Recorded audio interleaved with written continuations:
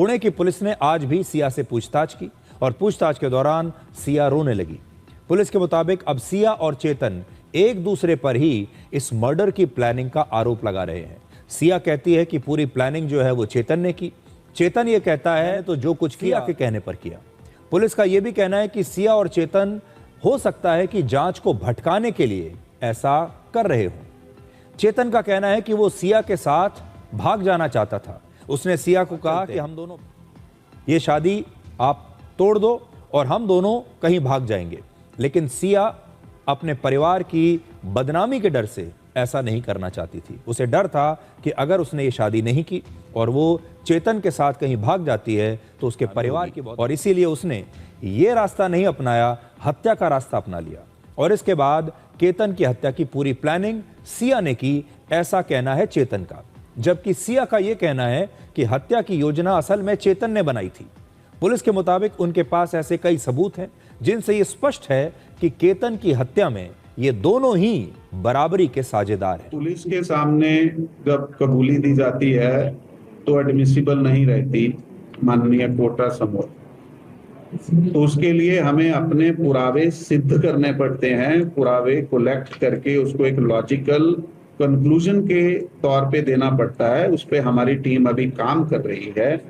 लेकिन यस, जो इस केस में आरोपी से प्राप्त हुई है या हो रही है, उनके रिश्तेदारों से हो रही है, या उसके बिना जो सर्कमस्टेंशियल एविडेंस, ऐसे ही हमने इस केस के बारे में बात किया कि जो सर्कमस्टेंशियल एविडेंस हमें प्राप्त हुआ है वो इस केस में स्ट्रांग है, और उसी के आधार पे हम ये जो केस है आगे इसका।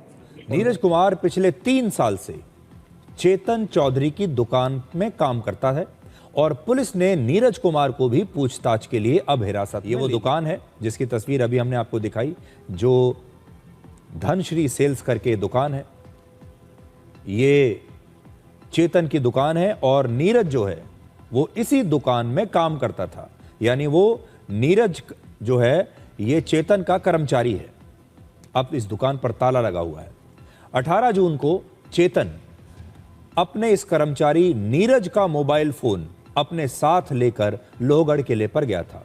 पुलिस को शक है कि चेतन ने अपना मोबाइल फोन इस्तेमाल करने की बजाय नीरज का मोबाइल फोन इसलिए अपने साथ रखा ताकि पुलिस उसके और लोकेशन का पता ना लगा। लोकेशन और डिजिटल सबूत छिपाने की कोशिश चेतन ने की।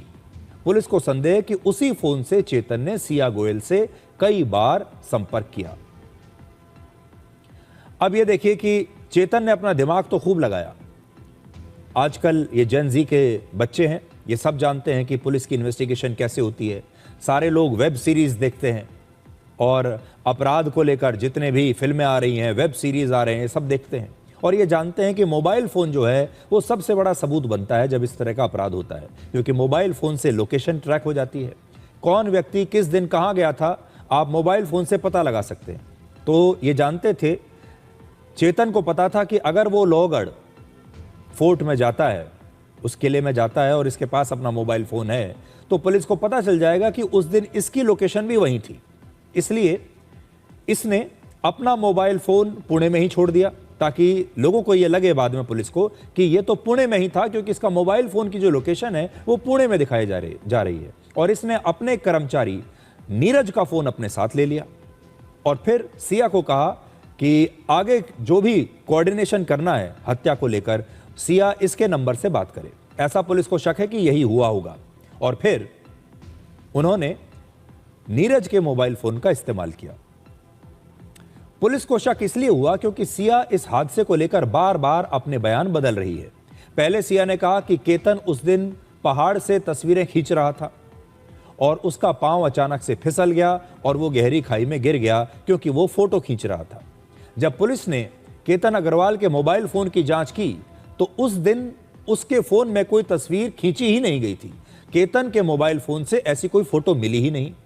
जब इस पर पुलिस ने सिया से दोबारा पूछताछ की तो उसने चालाकी से अपना बयान बदल दिया और फिर यह कहा कि उस दिन वो पहाड़ी पर एक जगह रुके थे, तब केतन ने पानी मांगा और उसे बोतल देते समय उसका संतुलन बिगड़ गया और वो नीचे गिर गया। मतलब सिया इस मर्डर को छिपाने के लिए हर दिन एक नई कहानी बुन रही थी और एक नया बयान दे रही थी, जिसकी वजह से पुलिस को सिया पर काफी शक हुआ।